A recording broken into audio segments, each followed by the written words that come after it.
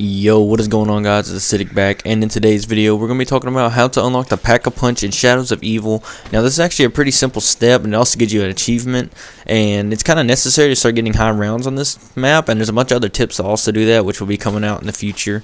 But yeah, that first little clip you saw right there is you needed to shock the thing. You need to shock the crane to drop the golden fountain pen. You need to go up there and shock that door. Now, the stamina up is just optional. I just like to do it because it's an extra perk without wasting another beast just to do it.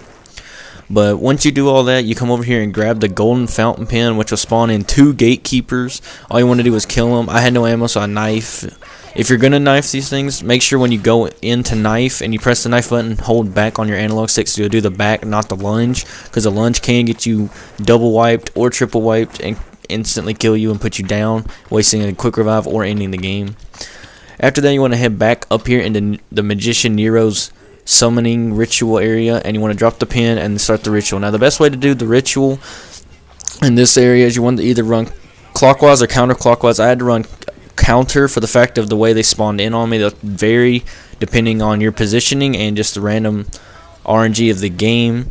But all you want to really do at this point is just run in circles like I am. It takes maybe 15-20 seconds, and then the ritual will be done. The guy will be sacrificed into this little summoning key, and you'll get a gate worm. Now, in co-op, one person will have to grab one each, but in solo, you can grab all. Now, in this area, it will be right here at the Ruby Rabbit, which you want to go down into the sewer area here. Shock that first panel, open up this door, and then open up this crate. Now this was optional, but if you can do it, it's the best way to do it without wasting a beast. You want to grapple up into the Ruby Rabbit and come downstairs and shock the panel down here so you can open up Ruby Rabbit, which is the detective's area. So if you're playing on co-op, the detective will need to do this area for his worm. Now once you do all that, you want to go back down into the sewer and go to that crate right down here where you previously just smacked with the beast. That will open up detective's badge. Now this is all these little things are like mementos to start up the rituals, so you have to do these to start the rituals. And again, this will pretty much be happening on every single one of these memento spawn areas. Whenever you pick one up, it'll spawn 3 gatekeepers, or no, not 3, 2, and all you have to do is just kill them real quick. They're really simple to kill. I don't know what happens if you leave them. I mean, it's easy to kill and it's free points, so I don't know why you wouldn't. Now, after that, you go back up into Ruby Rabbit, and you're going to be doing another ritual. Now, the best way to do this one is another clockwise and counterclockwise motion, but it's also best to try to stay in the inner areas of the circle. If you try to go behind the couches and try to go upstairs, you can get caught in a spawn location and get trapped very easily.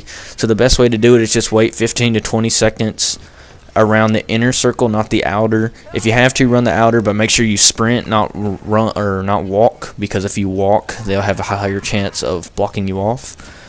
And there you go. As you can see right here, we finished this ritual. That's 2 out of 4. There are 4 rituals we have to do. So you'll pick up the second gate worm, and you'll be off to your 3rd ritual. Now, right here, we are at the docks. Now, I just grappled up right here. You see the spawning location. You'll just look right up from that. Now, you'll be heading downstairs over here, down to the docks, and you'll melee the door. It's only 2 simple steps, so it's pretty easy. You're going to turn to human mode now, and after that, you got to go down here, and you need to pick up the championship's belt, which is a crate we just crashed. Again, another 2 gatekeepers, simple. You just, hit him in the head, knife him, do whatever. Simple kills, just like regular zombies. And you'll be heading down here to the bottom of the docks, which is the boxer's arena or training room. Now, this one it kind of seems like the most difficult of the few. This one's very tight, cornered, so you always need to be like looking at this one. Most people die here a lot because this is the most challenging one. But it's pretty simple. It's just a square. You can run it like any other circle, but if you have to, run up in there and circle his ritual totem. Once you circle his ritual totem, it's just kind of like wraps him around in a loop. If you can wrap him around in the loop, it kind of makes it a lot easier, because then you can just slowly walk around and they'll just walk behind you. If you need to, come downstairs like I'm doing right here to keep them funneled up. Just do whatever you have to survive. Don't try to kill any, because every time you kill one, it'll spawn in a new one, so it's not really worth it. But here we go. We're grabbing the 3rd gate worm out of 4, and now we're on our last. Now right here, we are in Frontlight Caverns, which right now, there's that first one. You just grapple up there and shock the first totem, or the first panel, to open up this strip club thing. I don't really know what it's called. Now this little grappling hook area right here is really weird. But once you get it, just jump up here and there's a little ramp, sprint, jump. And I got it on last second, but melee, that crate, didn't really get to see it much, so you might have to replay that a little bit. But once you open up that crate, you just want to head downstairs right here, and right there will be the something to pay, the producer's to pay. Now, you kill the 2 gatekeepers again, and you want to head back over to the strip club that we previously just opened. Now, I know the opening clip got cut off, it's just the way the PlayStation records, but you would just activate it and jump and grapple right above that sign right there. And as you head down into the strip club, you will just head down here, and here's the ritual table. You'll set down the to pay, and then you'll start the ritual. And this is probably the easiest one there is, because it's so wide and open, and there's the stage that kind of blocks off the AI pathing, so all you have to do is just kind of circle them around the stage. This is probably the easiest one, so if you want to save this one last, which I usually do because of the higher rounds you might be on, this would probably be the best one you could do for last. Last, because it's the easiest one. The hardest one you might want to get done first is definitely the boxers. If you have trouble doing this, if you can easily train, then don't matter. You can just do them in any order. It does not take that long. Like I said, 15-20 seconds on each. And once this pops, you'll get the last gate worm, and then we get on to the last step of opening up the Pack-a-Punch. So let's skip to that right now.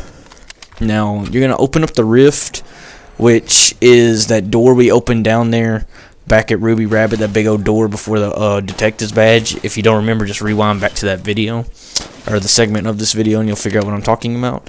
Once you open up the rift, you'll get 3 gatekeepers like you just saw, and we'll come over to the symbols door, or the symbols wall with 5 symbols. Now we're in the Pack-a-Punch spawning room, or the room of the Shadow Man. You want to set down a gate worm on each 4 of these locations. The first one's right here on the right. The second one's way over here to the left. And what these do is they create wall running spots. I would not recommend this for training because you can hit a zombie and fall off. I've seen that happen a lot. But once you run across, you come up here to the top, and you have 1 more gate worm right here, and the other gate worm is right here. Now once you do that, you'll have all 4 charging up the portal. You'll have to run back across on the wall run, and you'll come up to this, and you'll set down your summoner's key, and I'll start the Apothecon Rift Stone ritual. And what this is pretty much just a big old ritual that happens inside of the shadow room. And all you have to do is just, like you have with previous rituals, just run around in circles. It's pretty easy. Don't kill anything unless you have to. Just keep doing circles around everything. And I think this one lasts about 30 seconds or 40. It's a little bit longer, but it's not much harder because it's a lot more open out in this area, especially with the wall running.